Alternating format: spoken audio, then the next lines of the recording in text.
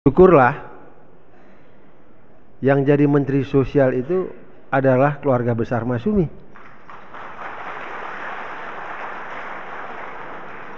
Saya bisa bayangkan kalau yang jadi Menteri Sosial itu bukan keluarga besar Masyumi, tidak maksud mendahului takdir, mungkin tak jadi almarhum Pak Nasirnya jadi pahlawan nasional.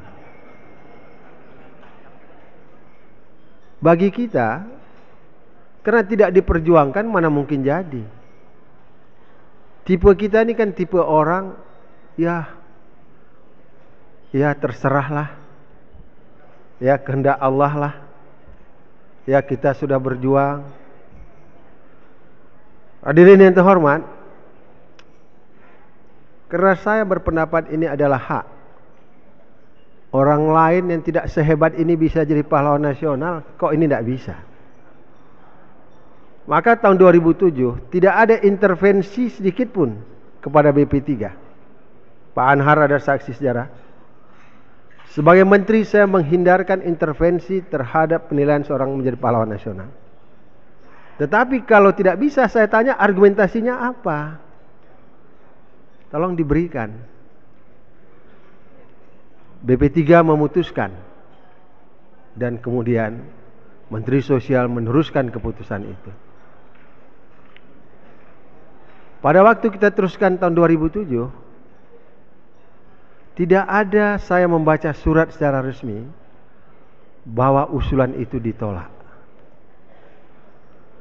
Karena tidak saya baca secara resmi, maka saya berpidato di Mahkamah Konstitusi. Tahun ini tidak, tahun depan kita usulkan lagi. Itu argumentasinya, ya. Bapak-bapak dan ibu yang terhormat, saya berterima kasih kepada teman-teman, khususnya panitia yang bekerja keras 100 tahun peringatan pemikiran Pak Nasir. Dan pada waktu kita menutup acara itu di Bidakara,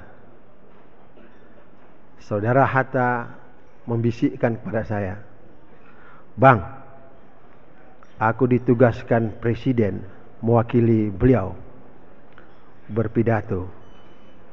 Kemudian saya tanya, "Bagaimana pidato itu, bagus nggak?" "Bagus bang, kau bacakan baik-baik dah."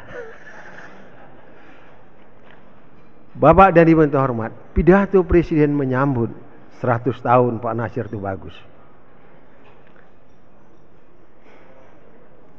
Saya berpikir ini pidato momen yang paling tepat. Saya tidak bercerita sama teman-teman di BP3. Saya tidak berbicara kepada Pak Anhar. Dalam hati saya, ini adalah senjata pemungkas untuk bisa jadi. Bapak dan ibu yang terhormat, tahun 2008 BP3 rapat lagi. Dan kemudian BP3 mengusulkan Pak Nasir untuk dapat diterima menjadi pahlawan nasional, ya. Saya beritahukan kepada staf, dalam usulan yang saya tantang ini, lampirkan pidato Presiden. Apa gunanya jika pidato itu memuji-muji dan mengagumi Pak Nasir, lantas kemudian ditolak menjadi pahlawan nasional? Logika saya tentu kontradiksi pidato dengan kenyataan. Tak mungkin SBY menolak ini. Itu keyakinan saya, Bapak dan Ibu terhormat. Ada prosedur yang mungkin tidak semua orang tahu. Walaupun Menteri Sosial mengajukan, ada institusi yang saya juga tidak perlu memberitahukan, yang mungkin kurang sependapat. Saya mulai gelisah. Saya komunikasi terus dengan Saudara Hatta. Apa yang harus kita kerjakan? Bapak dan Ibu yang terhormat, tanggal 5 November setelah saya salat maghrib, telepon di ruangan saya berdering.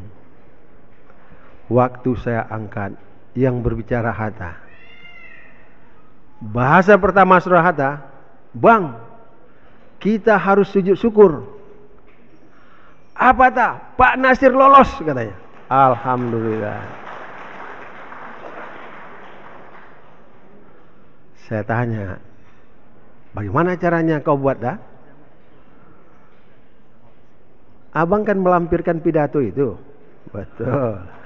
Apalagi kau berargumentasi sama beliau." Saya katakan, kita dengan kejadian ini banyak hal yang berguna untuk bangsa. Menteri Sosial sudah mengusulkan, kok ada institusi lain yang tidak setuju? Bapak dan Ibu yang terhormat, jika ada dua hal yang tidak sepakat, maka Presiden mengambil alih dan mempergunakan kewenangannya yang dia atur dalam undang-undang. Itulah sebabnya Presiden memutuskan, dengan kewenangan yang ada pada Presiden, Presiden memutuskan mengangkat Pak Nasir sebagai pahlawan nasional. Hadirin yang terhormat, apa makna yang ingin saya sampaikan dalam pertemuan ini?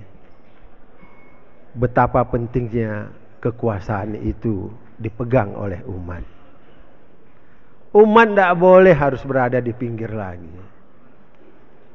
Umat harus bisa memegang kekuasaan di negara ini. Dengan pemimpin yang amanah, dengan kekuasaan yang besar, insya Allah banyak hal yang bisa kita buat untuk umat ini.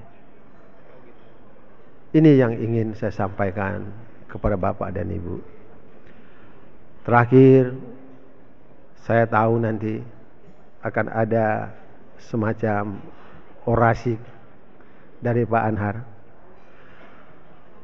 Izinkan atas nama keluarga besar Parmusi yang telah disampaikan oleh Saudara Imam, terima kasih kami kepada Bapak Ibu yang hadir.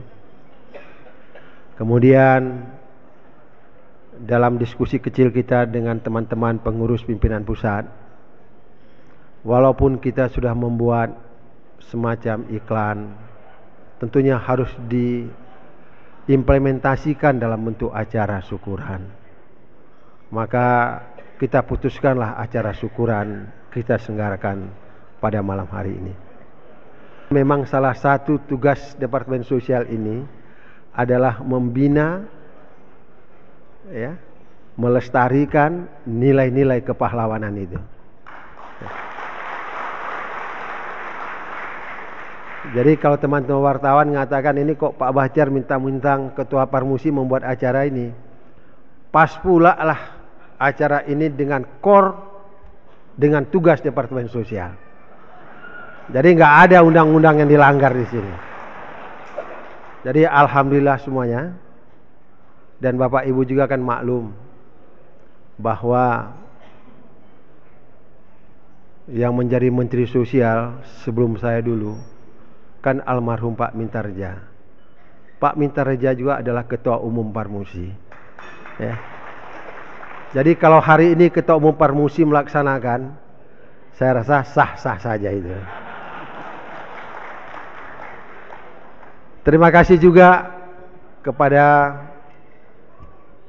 Bang Taufik, nanti akan membacakan sajaknya. Kita dengar, ya. Jadi Bapak Ibu, inilah hal yang ingin saya sampaikan. Atas nama pimpinan Pusat Parmusi, kami memohon maaf. Andai kata di dalam acara ini ada sesuatu yang kurang berkenan.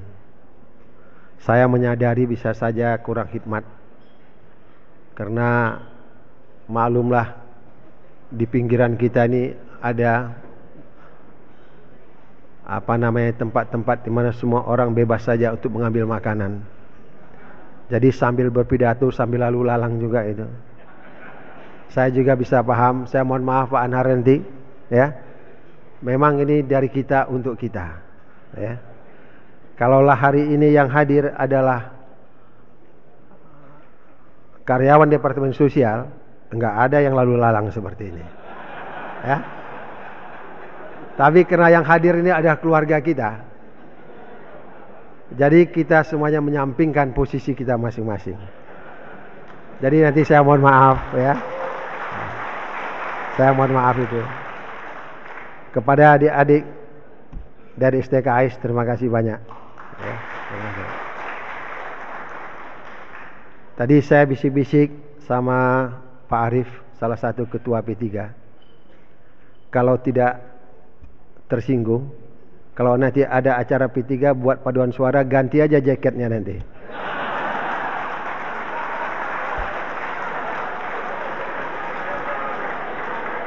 Itu pun kalau setuju ya, kalau setuju. Nah, dan ada kata bapak-bapak di sini, kalau setuju dengan P3 juga enggak apa-apa. Di sini ada teman saya, saudara Mahadi kan? Susah kali pula capek kali sudah di Golkar, di P3 aja deh.